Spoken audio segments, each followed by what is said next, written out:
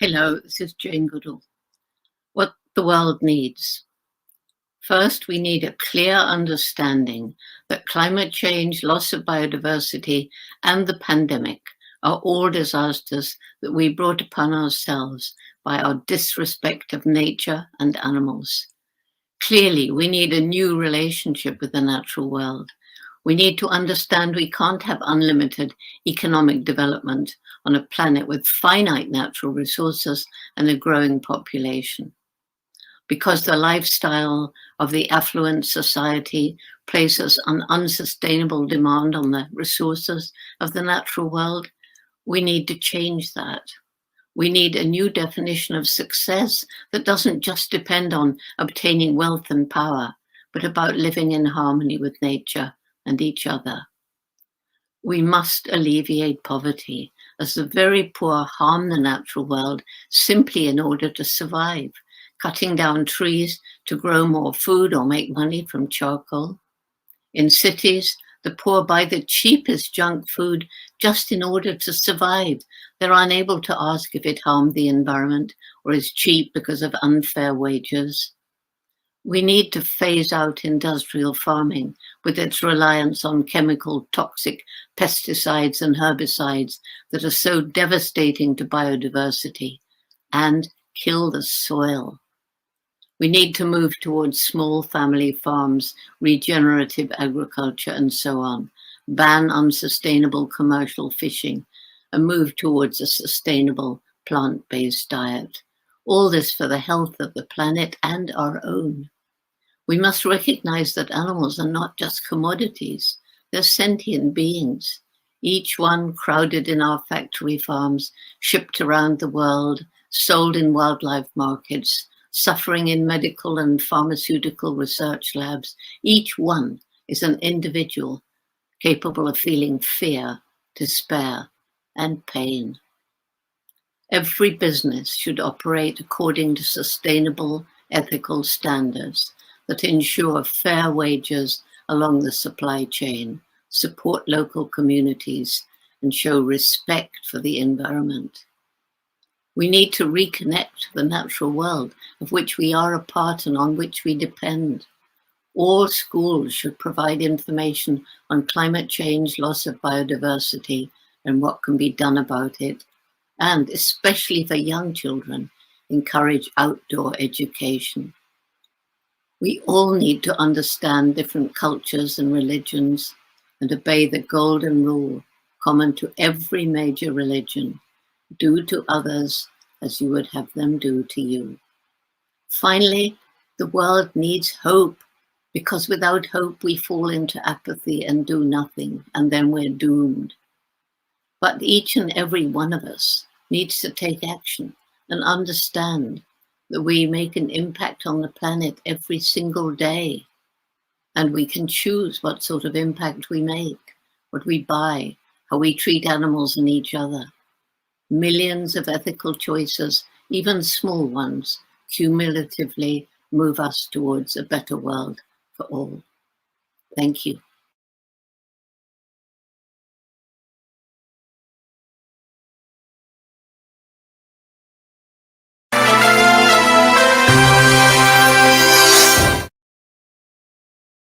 All the dog lovers out there, here comes your savior to tell the world the 9 mantras to enrich the quality of life by practicing the doctrine of peace.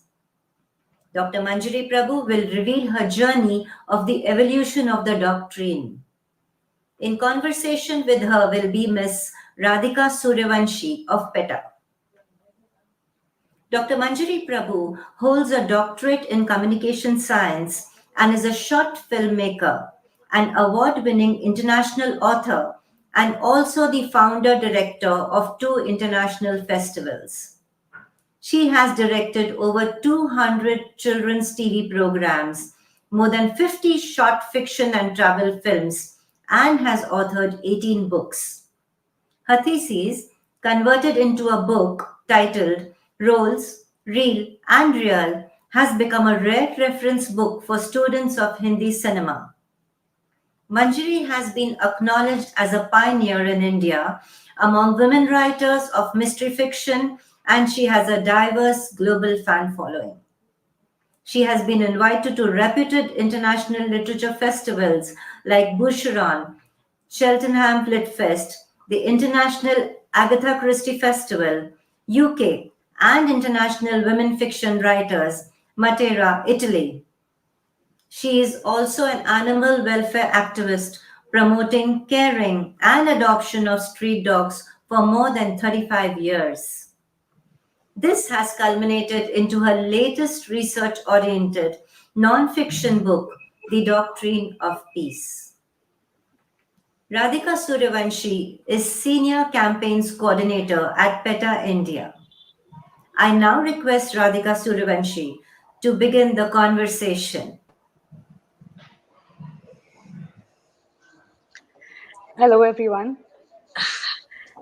Radhika, let me take this over from you because we have a third participant and I Yes. don't want to put you in an awkward spot at all.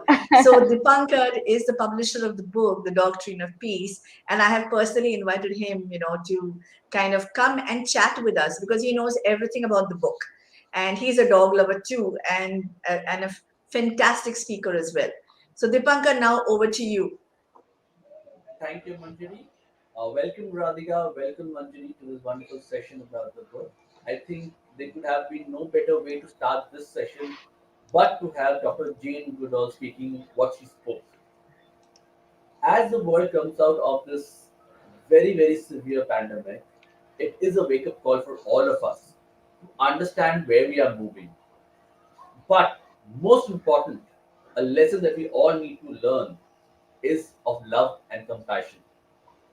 And this book that Dr. Manjiri Prabhu has written is all about love and compassion. The love of animals, the love of dogs. And through the love of dogs, how do you take it forward and attain what you want to attain in life? And that is a brilliant thought on which a very interesting non-fiction book like The Doctrine of Peace, which is Dr. Manjari's entire life of work on the book with dogs is put together. I'll quickly jump into the session first and ask Manjari. Manjari, when did you start conceptualizing the book and what has been the journey of writing this book? I'm going to keep this short because I've said it many times, but I will say this to our audience just now that seriously, I was one person before dogs came into my life, and quite another when my daughter Sheena, I call her my doggy daughter, she came into my life when I was in my college days. And she totally changed my perspective of life, of animals on the streets, of nature, and everything. And I became a different person completely. And I think it was from that point onwards that this thought started kind of niggling at the back of my mind that the answer to all the strife in life and the answer to all the cruelties and neglect and everything that was happening in our life is dogs, because dogs do awaken in you this whole emotion of compassion and peace and love. And I thought that they would bring it back into our lives again.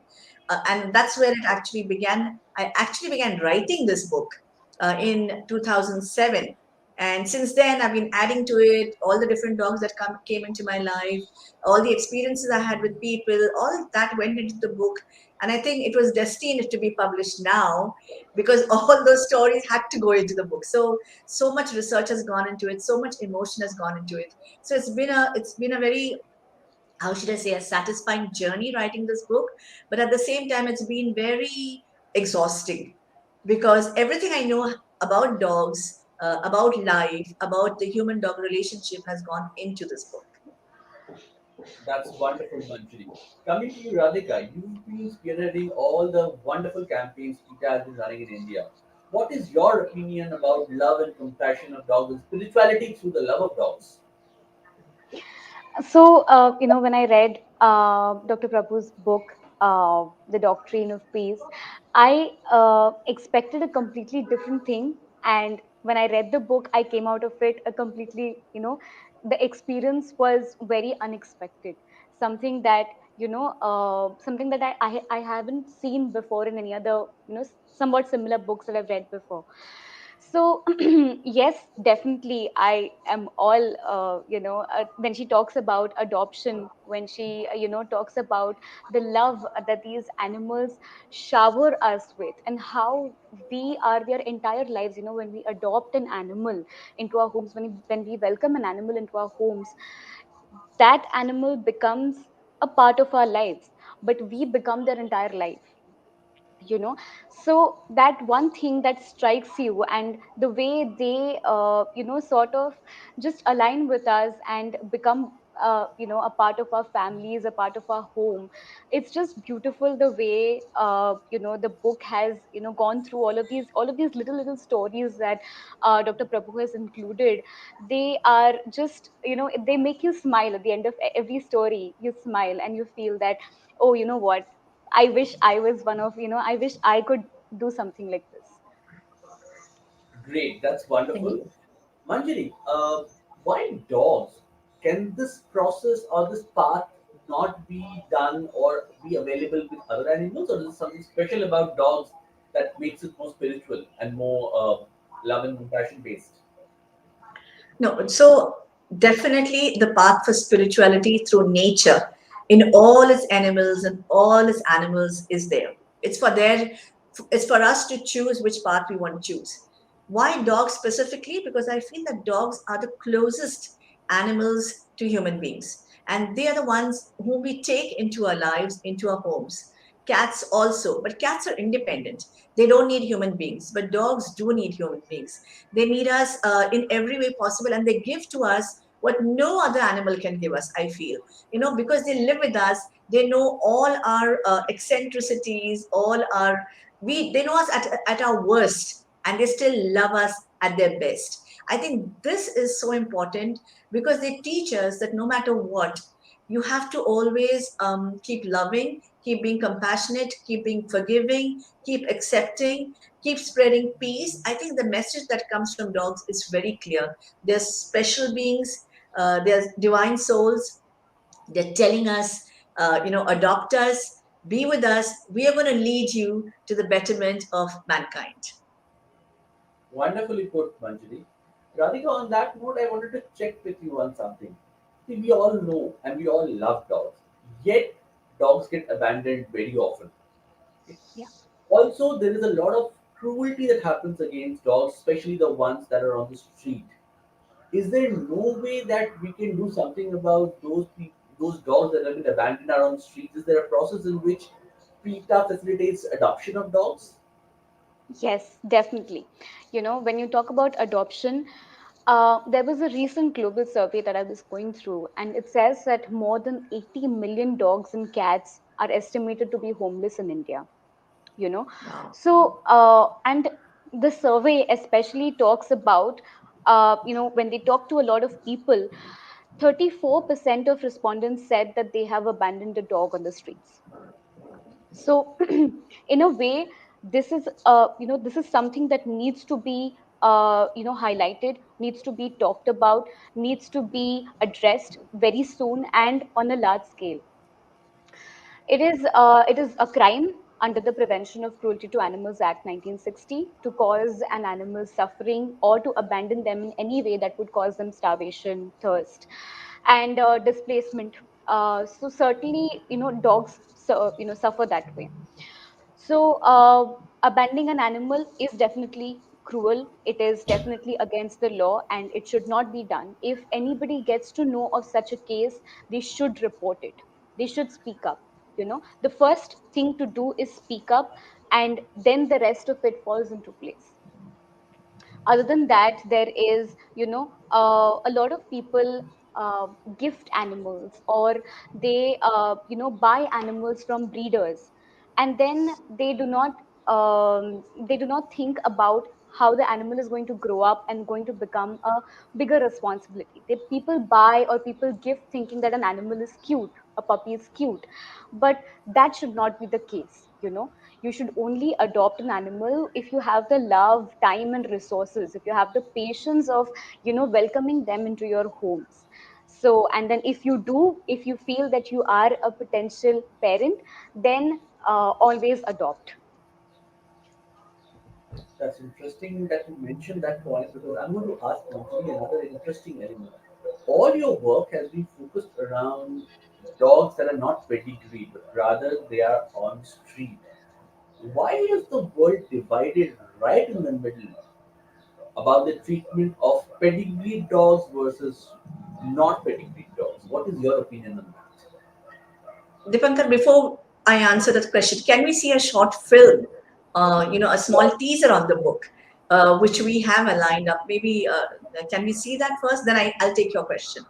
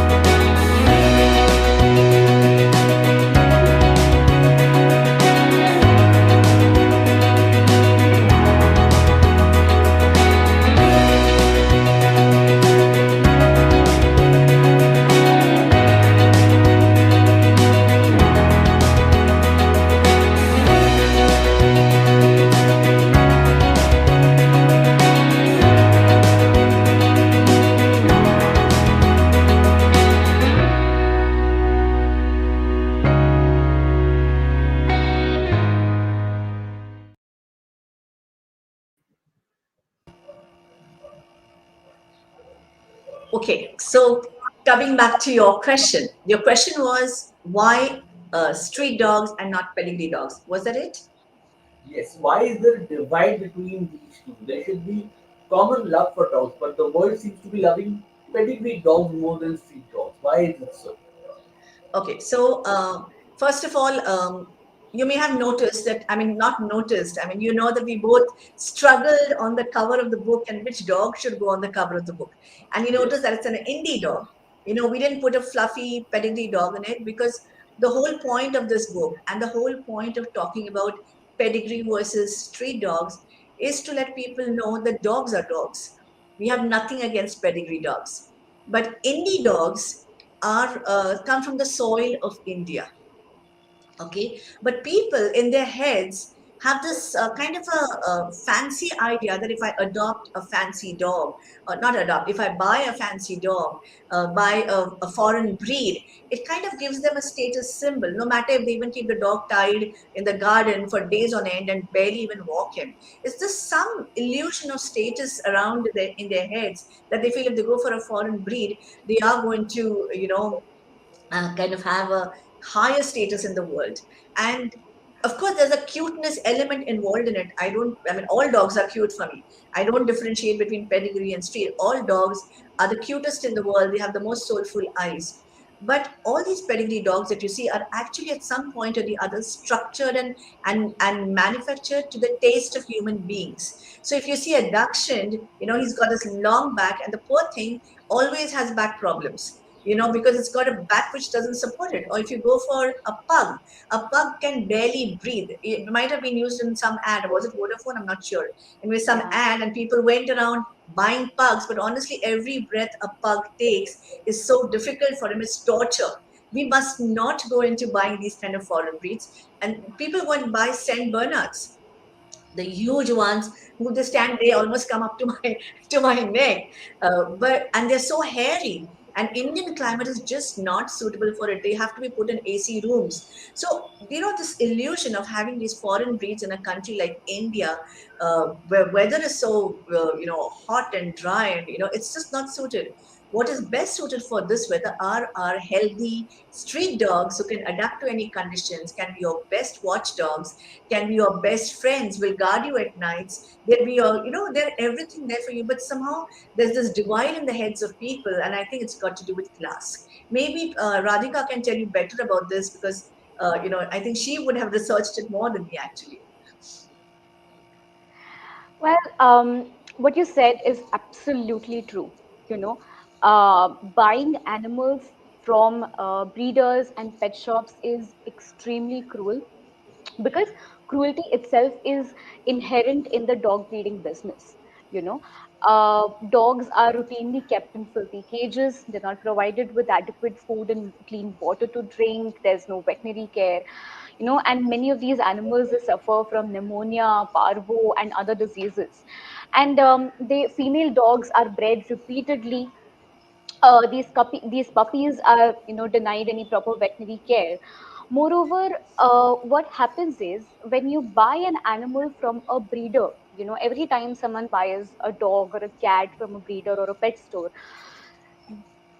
an animal at the animal shelter or on the street loses their chance of finding a loving home, which is the most important thing to remember. There are so many countless loving dogs and cats waiting in shelters across our country. And people who have the time, the resources, and patience should definitely go and adopt and never, buy, Bye.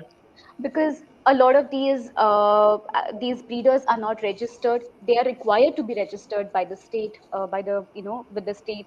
They're not registered, they don't take care of their animals, and they are in the business of profit.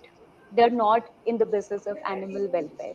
They're in the business of profit, so they're selling animals like teacups and rice bags, which is not fair. You cannot sell or buy a life like teacups. So that's the most important thing to remember. Always adopt and never buy. Interesting point that you mentioned, Radhika, because I'm going to take this back to Manjiri on a particular point. So I'm going to read a part of the book Blur. The way to inner peace lies in our heart and in the company of dogs. With this belief, Dr. Manjiri Prabhu has poured a lifetime of her work with dogs and her learnings into a spiritual adventure. Doctrine of Peace, a novel blueprint for spiritual awakening and enlightenment. Now, if you strongly believe that loving dogs takes you on a path of spiritual awakening and enlightenment. How do you see these people who have inherent cruelty against animals? Not Deepankar, can you speak up a bit? Your voice is breaking. better now? Yeah, Can you hear me yeah, now? much better. Yes, it's much better. My question was that when you are proposing this as a path of spirituality and enlightenment, how do you see people who have loved dogs but eventually abandoned the dogs? Mm. Are they not on the path, or did they digress from the path midway? Okay, so so you're talking about people who adopted dogs, adopted or had dogs. There's a huge Had difference. Okay, so uh, obviously, people who had dogs had them for the wrong reason, because they would have never ever abandoned their family member. For people whose dogs are their family members and their loved ones, no matter what happens, they will never abandon them. But if they have abandoned them, which means that they never started off in the spiritual journey in the first place. See, it's just not enough to, bring a dog in for whatever reason. They bring in a dog because it's cute. Then when they have a child or something, they say, oh, my child doesn't get along with the dog, let me give the dog away. If it's a family member, would you give your dog, would your child away? Suppose if your child doesn't adjust with the dog who has come before you, would you give your child away? You wouldn't. Okay, it's the same emotion. You have to deal with a dog with the same love, compassion, patience, tolerance as you would your child, because at least your child grows up and goes away, but the dog is always dependent on you, is always giving you love. That's one thing. Second thing, I feel that when I say that dogs are a part to a spiritual journey, what I mean is this: when you take care of a street dog, okay, you have to you take care of it, you give it all that you have from your heart. You live your life with the dog. What really happens in the process is that I feel that there is a divine chamber in each one of us, and the moment you're in the company, in the selfless company of a selfless dog, that divine chamber opens, and it awakens in you this whole emotion of love, peace, compassion, which is going to grow out of you. And then it spills from you to your children, to your family, from there to your neighbors, from there to your city, from there to the world. So what I'm really talking about is dogs help you to emit that emotion that's going to encompass the whole world one day. And by saying that they lead you on a spiritual path, what I'm trying to say is that they are a vehicle. Their company is going to open in your heart that divine chamber, which is going to give you a direct connection to the divine. I'm not talking about God, I'm talking about your own evolvement, your own awakening, your own spirituality. A happy person, a peaceful person who can find peace and happiness in whatever is happening around us, is best, how should I say, is best possible in the company of dogs. That's what I mean. That's wonderful. Radhika, you read the book. What is Yeah. the best thing that you have seen in the book, or what is the best part of the book?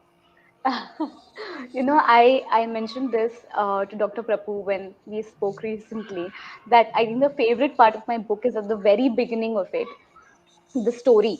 I would like to read that sometime during our discussion as well. Let's do it right away. Okay. Yeah, why not? Read it now. Okay, so this is a story from the Mahabharata. I've read this story before as well, but I like how book starts with the story, and it just leads on, like it just leads on with the book. So this book is the story is from the Mahabharata, and it's about the final journey that the five Pandavas and Draupadi they take to the heaven, so they're walking, and I'm going to skip the first two paragraphs to save time. And then at some point, finally, Bhim also gets tired and succumbs to fatigue, falling dead. This is so now it's only Yudhishthir and a dog who has accompanied them. Okay, so the dog who has faithfully remained by his side through the rough journey. As the two of them continue their walk up the Mount Meru, there is a sudden flash of light accompanied by loud sound, and Lord Indra appears looking resplendent in his chariot. He informs Yudhishthir that he needn't walk anymore. He could join Indra in the celestial chariot, and together they could go to heaven. So Yudhishthir asks his friend, the dog, could if he could accompany him in the chariot. So Indra responds that the dog cannot enter his chariot. Only Yudhishthir can. So Yudhishthir shakes his head and refuses to leave the dog. He acknowledges that the dog did not once leave his side throughout the arduous journey, and that he is his friend, and for him to betray his loyal friend now would be a great sin. When his brothers and Draupadi died, Yudhishthir was helpless and could do nothing to revive them. But he could not abandon the one who is alive beside him. Indra urges him to reconsider and think of his own happiness and encourage him to abandon the dog and hop into his chariot, which would take him to heaven. But Yudhishthir is firm and refuses to be tempted. He knows that he cannot be selfish and abandon his caring and loyal friend and companion for his own happiness while the dog is alive. The dog is listening to this exchange and the king's commitment to his canine travel companion. Then, much to his amazement, the dog suddenly transforms and reappears as Dharma. Dharma is full of praise for Yudhishthir for his selfless behavior. The fact that he refused to accept the chariot to heaven, thus renouncing the celestial bliss for the sake of the devoted dog, was admirable. Hence, he accepts that he has earned his place in heaven, and then they all proceed to heaven. So, I mean, I think this is just, there are so many, if you read scriptures, if you read any religious book, I think all religions tell us specifically to be kind to other living beings, especially animals. All religions tell us to do that. But this story specifically, moved me a lot when the first time I read it. And again, when the book started with it, I was really impressed. I was like, wow, this is something that, should have happened a long time ago. So yes, this is definitely my favorite part of the book, and it speaks about abandonment. This is what I was talking about when I said, there should be, this problem should be addressed about animal abandonment, because when an animal if an animal is abandoned on the street, the animal spends almost his or her entire life waiting for his parent to come back and get him. And when this is happening, people don't realize that this animal suffers a lot. An animal, a dog or a cat who is kept at home, is used to being at home. So when an animal is abandoned on the streets, they suffer, they don't get water, they don't get food, there are territorial issues with other animals, other dogs and cats that are living on the streets. So it becomes very difficult for the dogs to survive. Sometimes they end up coming right in front of cars. They may get injured, they may die, they end up in animal shelters. But throughout their life, they are in some form waiting for their their companions to come back and get them. So it's very wrong spiritually also, like Dr. Manjari said, it's very wrong for us to abandon animals. And like I mentioned, it is ethically very wrong, it is legally also an offense. Yeah. I think Your you're on mute. sound, we can't hear you, Dipankar. Sorry, my mistake. So, am I loud enough now? Yeah. Yes. Great. I'm going to read out a quote which actress Dia Mirza has given for the book. I certainly endorse the doctrine of peace for peace and harmony. I think for those of us who operate from a place of empathy and care, enough to give a shelter to dogs that live on the streets, we do a lot of work. Speaks for the humanity that we stand for the values that we stand for, what it is truly we care about and believe in. And these actions help us become better citizens of the world. Manjari, you have spoken to so many celebrities about the book. There's so many anecdotes about the book.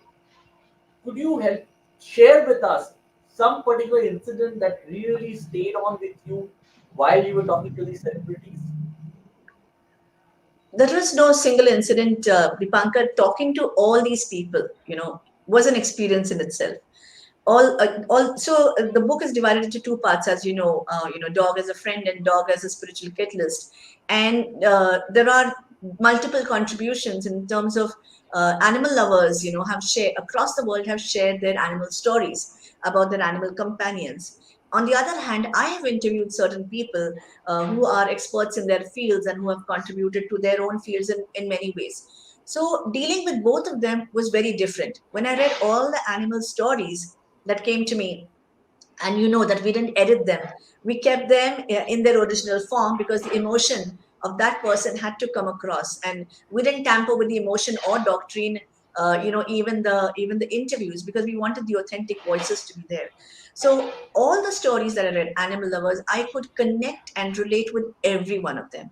And it completely showed me that no matter where you are in the world, no matter which class, no matter what age, no matter male or female, whatever, only one emotion was the common emotion and the special bond that the human beings shared with their dogs and companions. So it's a universal love.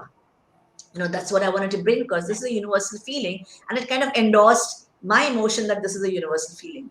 On the other hand, when I spoke to all these experts like Dr. Jane Goodall, she's an expert in chimpanzees. She's lived all her life understanding chimpanzees, but her favorite animal is a dog. And I think that in itself speaks a lot for this human being, for this animal. Then, of course, I spoke to Swami Atma Priyanand. I spoke to David G, who is the ex CEO of the Deepak Chopra Institute. And he kind of, he meditates with his dog, Peaches. I mean, he advocates meditating with his dog. I mean, I think that for me is really a game changer. You sit with your dog, and in the silence of your dog companion, if you can experience bliss, I think that is the most beautiful. What should I say?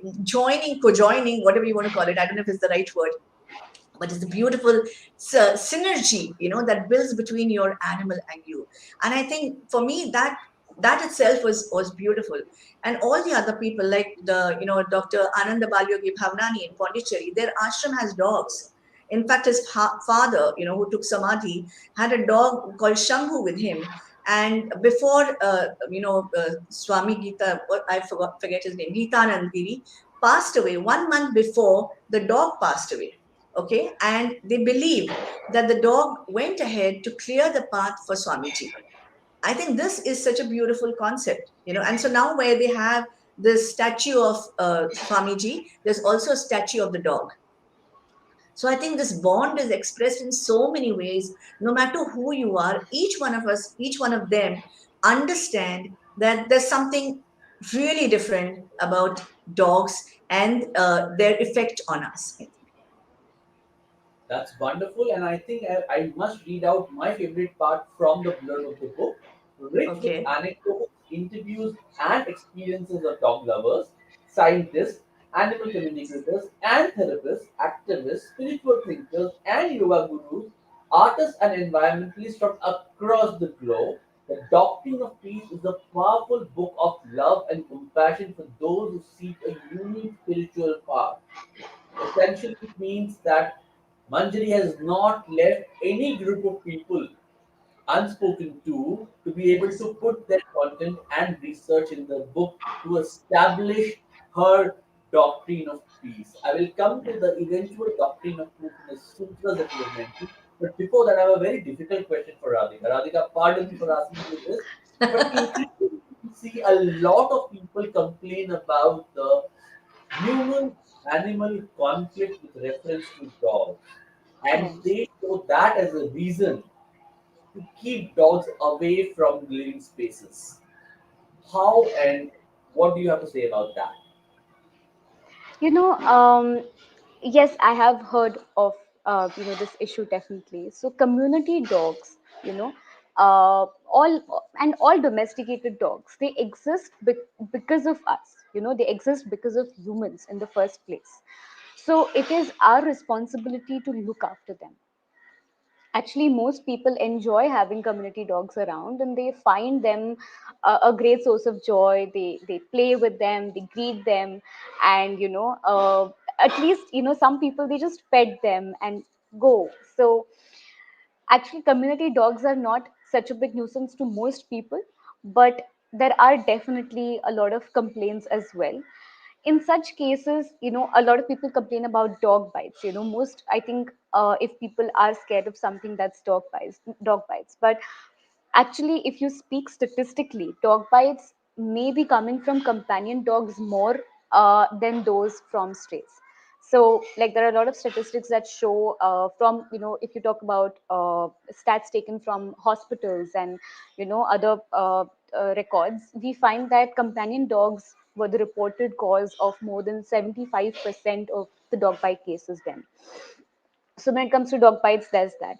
Other than that, it is, I think, our it is our responsibility to take care of these animals.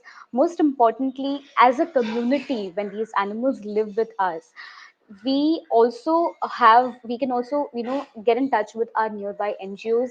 We can have these animals vaccinated and sterilized, so that they don't increase in number and become a nuisance to other people or whatever. So there are a variety of ways that we can have a good human animal relationship, and not just by you know making them into a nuisance per se. So sterilization is required by all the municipalities. So an ABC program is always available. We can get in touch with our nearest municipal offices.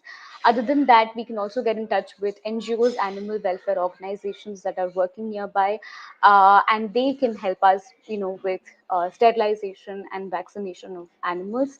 And I think it is our responsibility as society, as as a community, to take care of these animals, because they are a part of it. These are not stray animals. These are not animals that belong somewhere else.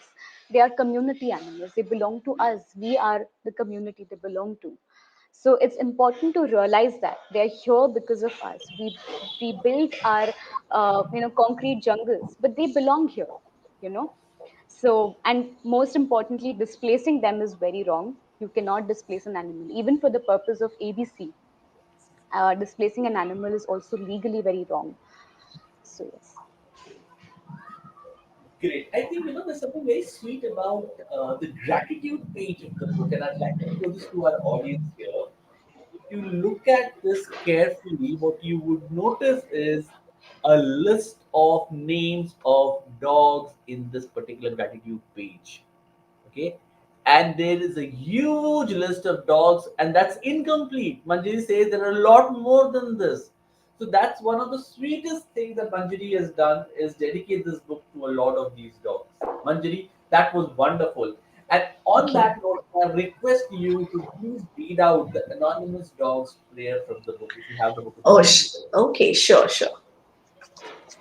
Actually, it's one of my favorite poems, and I wrote it, when one of my dogs passed away, and it's always a very deeply emotional, moment for any dog lover when your dog passes away. It's very disturbing.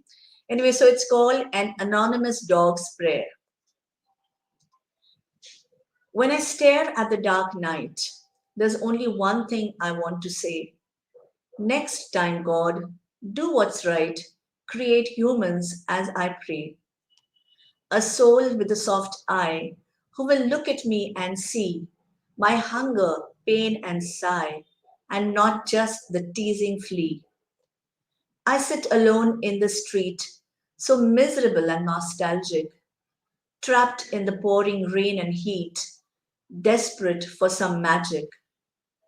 Once I was a beloved pet, but from friend I became a foe, 'cause someone thought that I was a threat. I was abandoned or asked to go. Oh God, send someone to pat my back and hold my paw if I weep, to put a worn out, coarse, torn sack for my tired body to sleep. A human who won't show me his fist, who will care and help me survive. He must understand that if I exist, he too will surely thrive.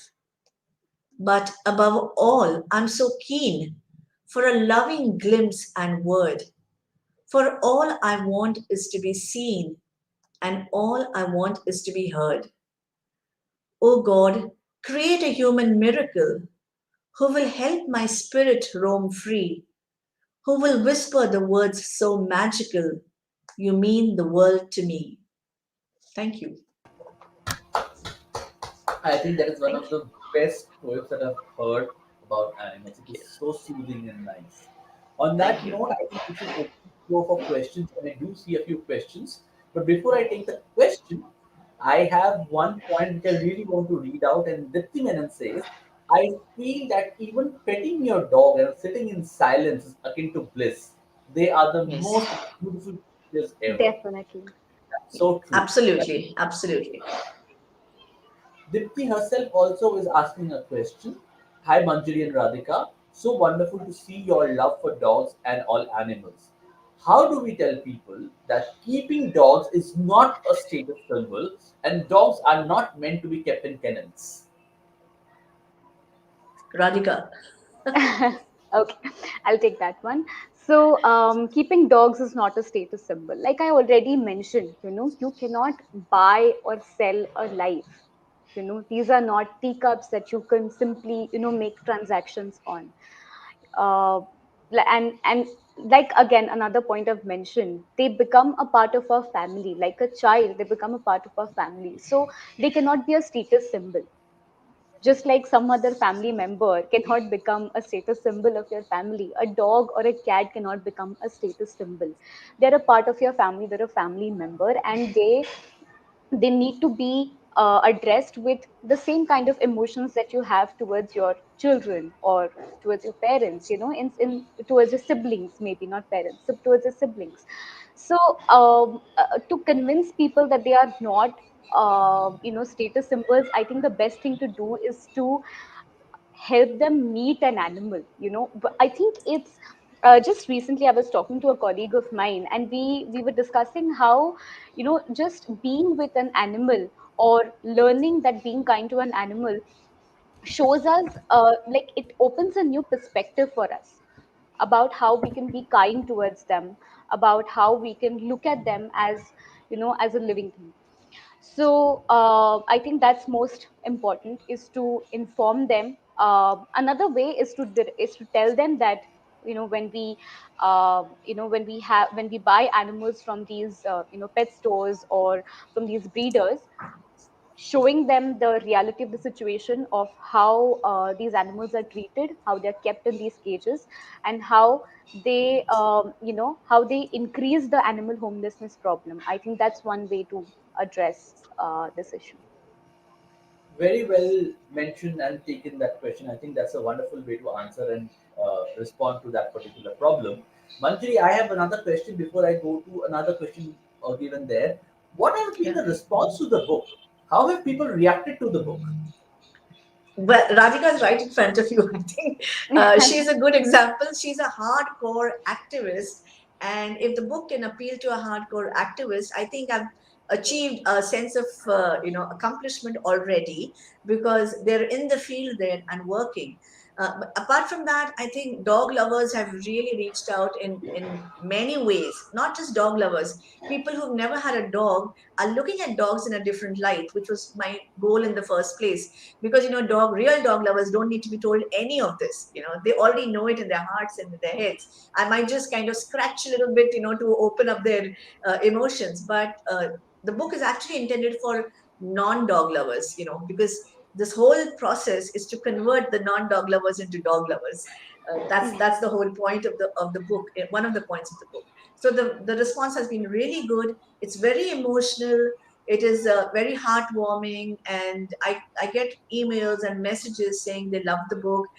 One example I would like to share is I was interviewed by one of the journalists who never had a dog, and after he interviewed me, he went and adopted a street dog, and he sent me a message saying, "This is what your book has done." And I said, "Now Wow. please hold on to the dog for the next 15 years.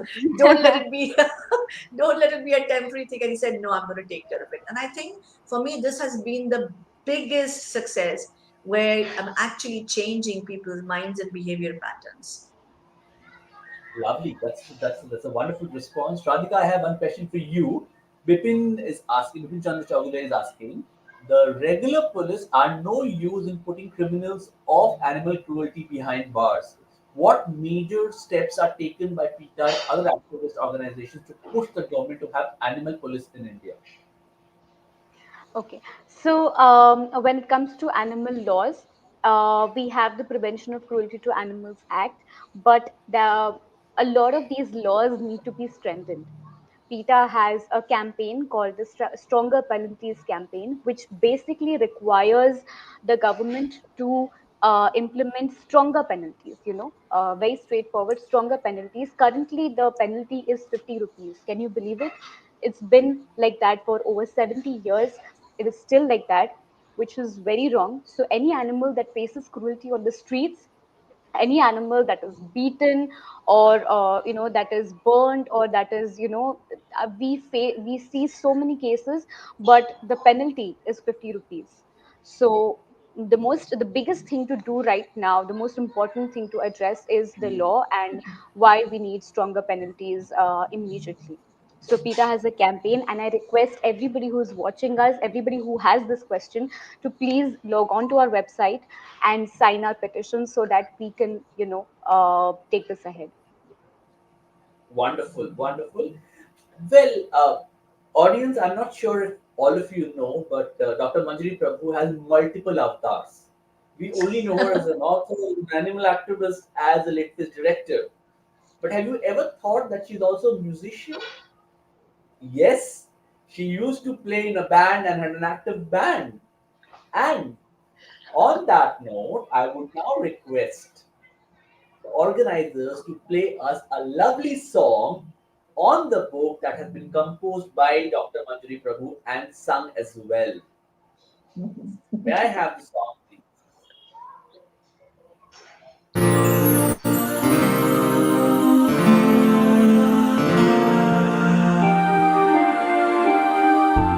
All the way to heaven, on the rainbow color 7, I send my love to you. You know I will miss you. I will always love you.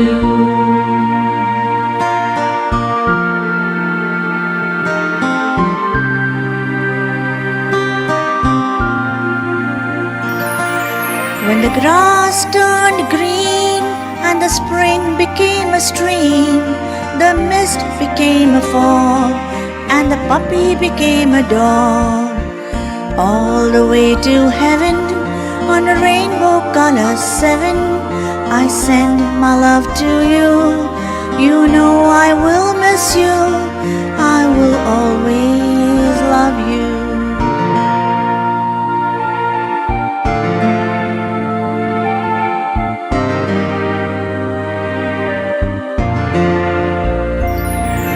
When the sun lost its dome and the birds flew back home, you always greeted me with joy and jump and glee. All the way to heaven on a rainbow color 7, I send my love to you. You know I will miss you. I will always love you.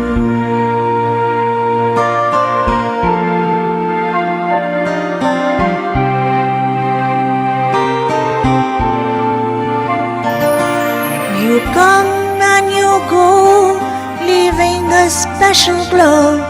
A lick and a loving heart touch my soul as you depart. All the way to heaven on a rainbow color 7, I send my love to you. You know I will miss you. I will always love you.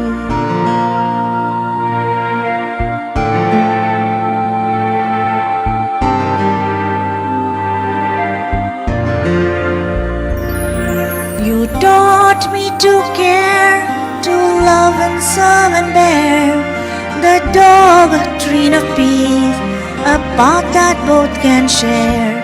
The doctrine of peace, a path that both can share. All the way to heaven, on the rainbow color 7, I send my love to you. You know I will miss you. I will always love you. I will always love you.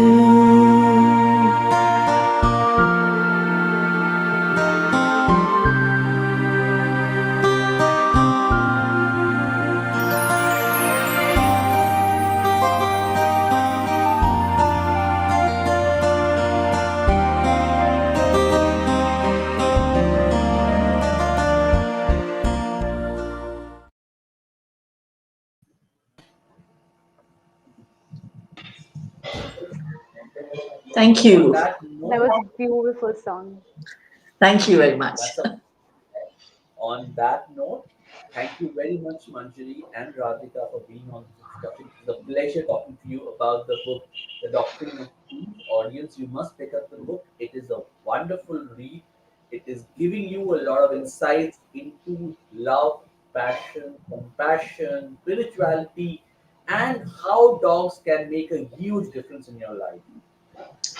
So, on that note, thank you so much and have a great day. Audience, don't go away. There are multiple sessions happening. I'm sure you will enjoy all of them. Over to you. Thank you. Thank you so much. Thank you, Dipankar. Thank you, Dr. Manjari. I'm sure all the animal non lovers will soon transform to animal lovers after reading this book. We benefited from this very interesting and insightful conversation. Thank you, Radhika Suryavanshi, for being our PILF guest. The next conversation will begin after a short break of 15 minutes. We will have Brave Hearts of the Country at 12:30 p.m.